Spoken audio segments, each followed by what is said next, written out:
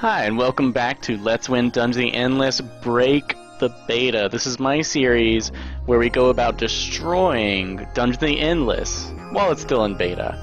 Currently, it is beta version 0.8.7, and I've put a good number of hours into it, many of which you can see on my YouTube channel under the Beat the Beta playlist.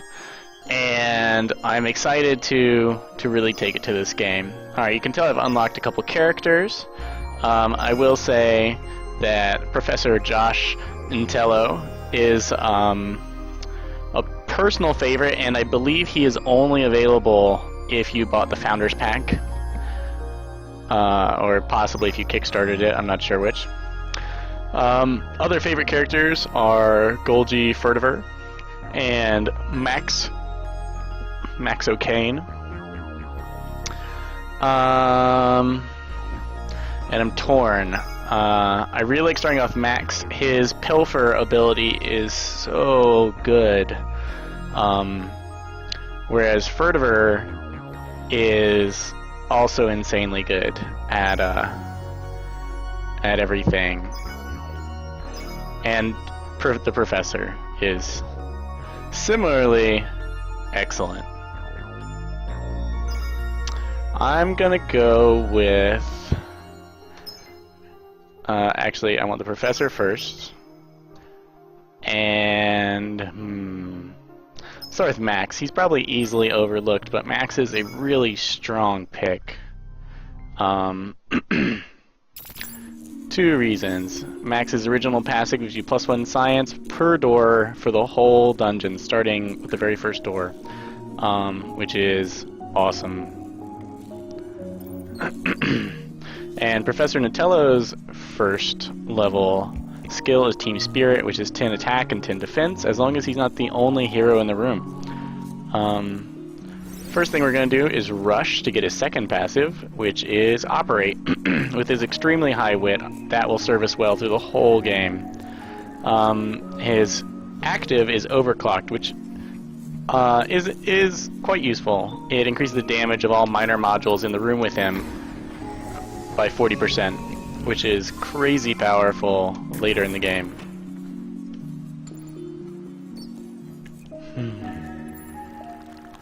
Alright, and I'm mixing it up. I'm going to start off with food generation, because I want to get to Operate as soon as possible. That'll get me there one turn sooner. Rapier, nail gun. Excellent. Professor has really slow attack speed. Just not optimal. And of course we're bringing them in together because the Professor's passive. Alright, so now the Professor hits level 2. He will become an operating machine and will provide me with a ton of bonus food. Alright, and where do I go? I find exploring to the sides actually quite useful. These first waves, especially since we found a pistol already, aren't going to be much of an issue. Okay, we can afford our next item. It's going to be Industry. And I'm just going to keep producing food with the Professor this whole floor. Let's see, sweet pistols. I'm gonna want those now. I don't want them yet. Mainly, nothing on this floor. On the first floor, nothing's gonna kill this shopkeeper, merchant. I mean, so I can just leave him there and not worry about it.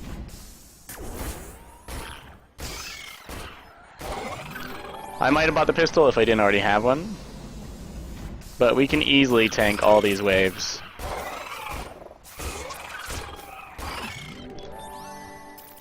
And that's without even leveling up. Okay. The next thing I'm going to level up to, see, this is why I'm focusing on pure food, is I'm going straight for Pilfer on max. I should be able to get it during this first level.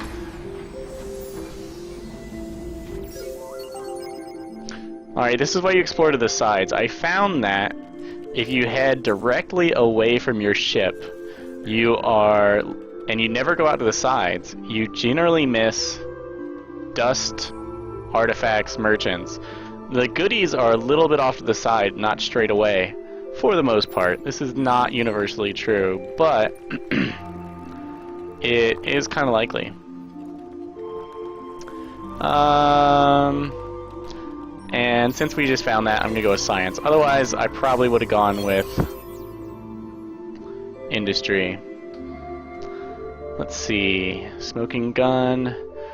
It's important to get at least 1 or 2 decent offensive minor modules early. Now, industry generation is really good, except we have a powerful operator who makes us less dependent. We can switch up what we're producing a lot of whenever we want. So you can afford to research more offensive or really defensive stuff. I say offensive because you're killing things, but it's really defensive because they're trying to kill you. Alright, we found that. Pilfer will be our next ability. We'll get it next turn. And depending on how many doors I suspect are left, I'm going to switch to either science or industry operating. Okay, I see at least 3 doors. Yeah, we can totally take these guys because we have this awesome pistol. It can be a lot harder if you don't have a pistol. Alright, level up. Here we have level 1 Pilfer. Now food is great. And do I want to keep producing food? No. I would prefer to go into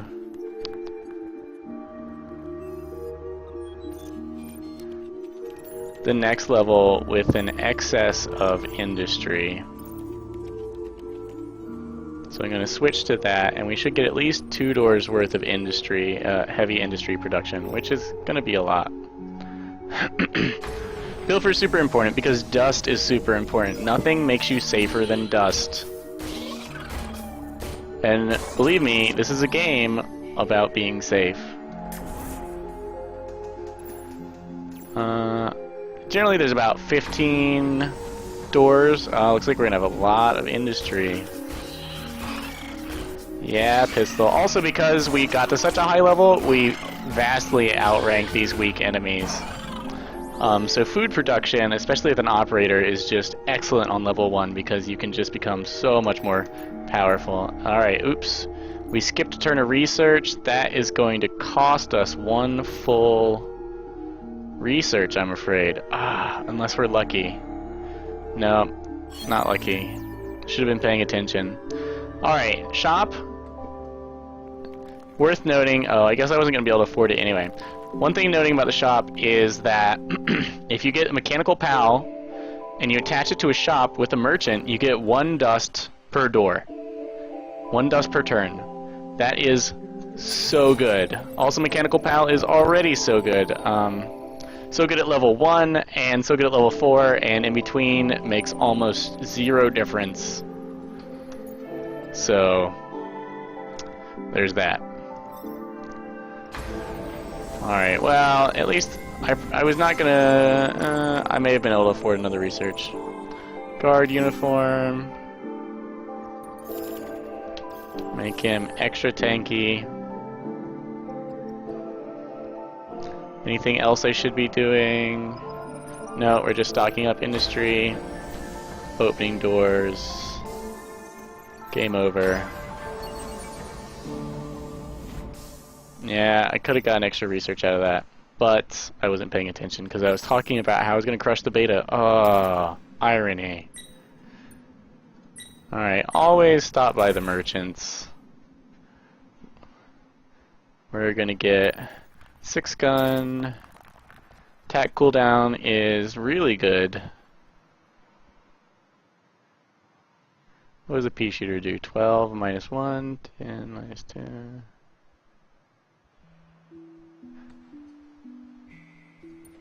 for the professor, you have to take into account his passive when he's in the room, because it's crazy good. Alright, look at this 6-gun. 10 attack power. Look at this. If he's not in the room, if he's got someone in the room with him, 10 attack power. Do you see what the DPS for 10 attack power is for him? Well, of course, it's a 20% attack cooldown as well, is worth 14 DPS.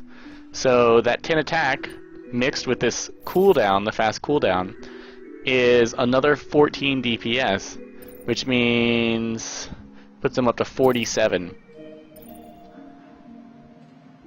With this nail gun, he would be doing, he might almost be doing as much damage as Max. Matter of fact, if you don't find weapons, you'll find the professor actually has higher DPS when he's escorting Max to the exit, so it's really worth it. Also, you can just check out these stats with the heroes in the same room. Here, DPS 43, DPS 56, DPS 44 with the nail gun. So, don't diss the passive. Totally worth it. As is... Also, the professor has decent armor.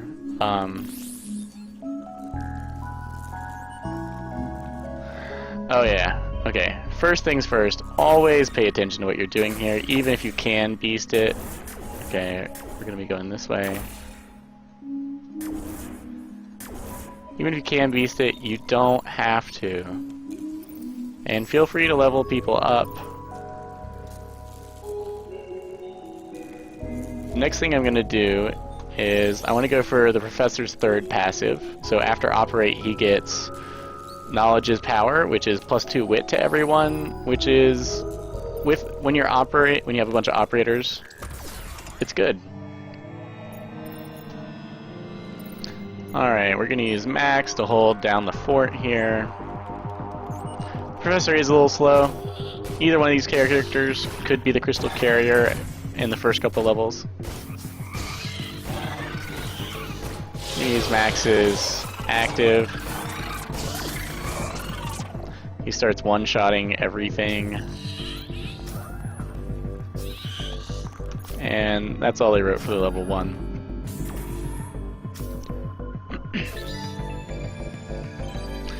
Alright, thanks for watching, and I will see you back here for floor number 2 on Let's Win Dungeon the Endless Break the Beta. Thanks for watching.